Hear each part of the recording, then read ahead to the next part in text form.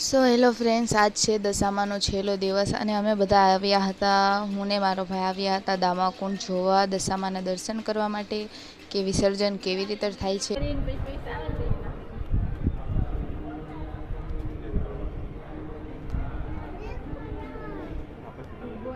તમે જોઈ રહ્યા છો અત્યારે અમે આવ્યા છીએ જુનાગઢના દામાકુંડ અને અમે બધા જોવા આવ્યા હતા કે દશામાની મૂર્તિ કેવી છે. અમે બધા દર્શન કરવા આવ્યા હતા.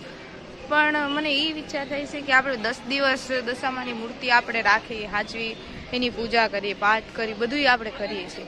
પણ જ્યારે પછી 10 દી થાય તો આપણે બધા એમને કેવી રીતે આપણે બધા જ્યાં ત્યાં નાખીને જે મૂર્તિને આપણે આમ કંઈ આટલું થવા ન દેતા હોય અને પછી એ મૂર્તિને તો આપણે બધા નાખીને જઈએ, ગજબ કહેવાય. તો અમે જુનાગઢના દામાકુંડ હે ને અહીંયા આવ્યા હતા અમે બધા જોવા કે કેમ દશામાનું વિસર્જન થઈ.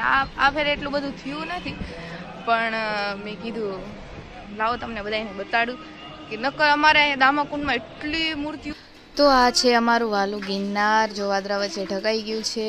અને આવો છે મંદિરનો ઉપરનો સિટિંગ એરિયો અને આ છે દામાકુંડ મંદિર અને આ છે અમારું દામાકુંડ.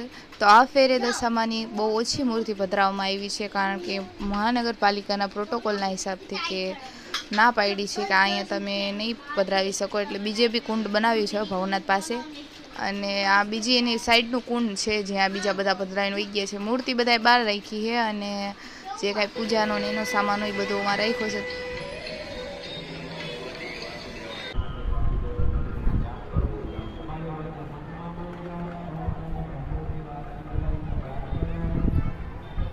નેચર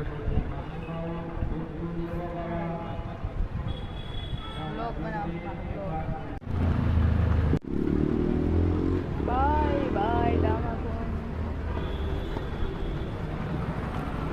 એવી મજા આવી ને કે આમ મજા આવી ગયા. ગિરનારમાં તો જી રહે ને ભાઈ, એના તો કિસ્મત વાલા નહીં રહે. મને તો બહુ મજા આવે, પણ હું આવતી જ નથી ખૂબ મારો, કારણ કે મને કોઈ લઈને જ નથી.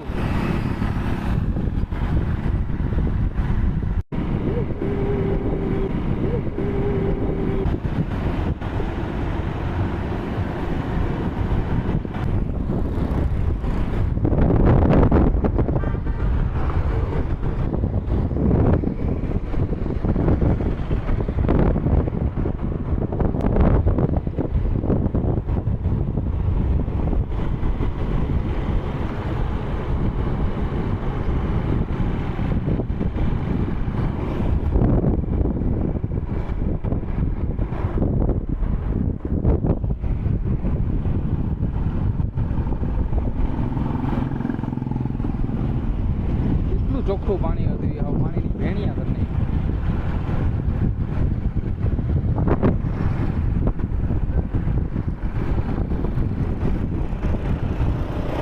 આ તો ક્યાં મહાદેવની મૂર્તિ આવે આગળ મંદિર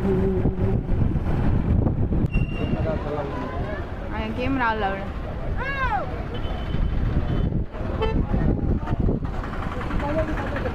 બસ અહીંયા સુધી જવા દે. ઈ ઓલો વિશાલ તો ભવનાથ નું કેતો હતો કે ભવનાથ આમ ઓલી બાજુ કુંડ બનાવ્યા છે પધરાવાના.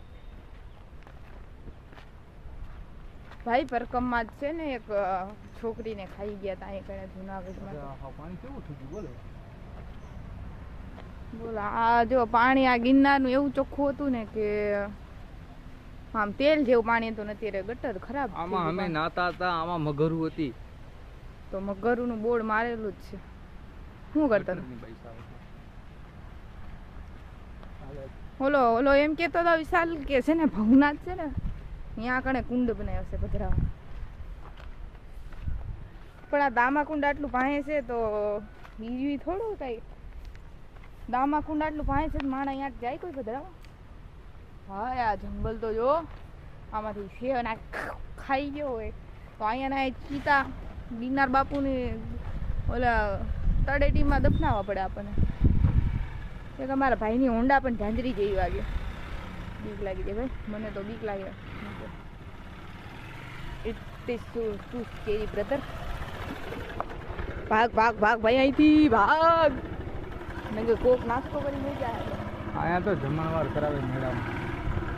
ત્યાં અહીંયા હા તો બોર્ડ તો માર્યું છે બાર કે દીપડા ઇઝ કમિંગ.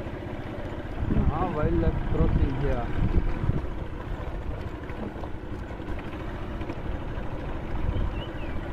જાને આ તો અહીંયા અમે કેવા નાતા હતા ખબર છે એ અત્યારે ડેમ જેવું રહ્યું ને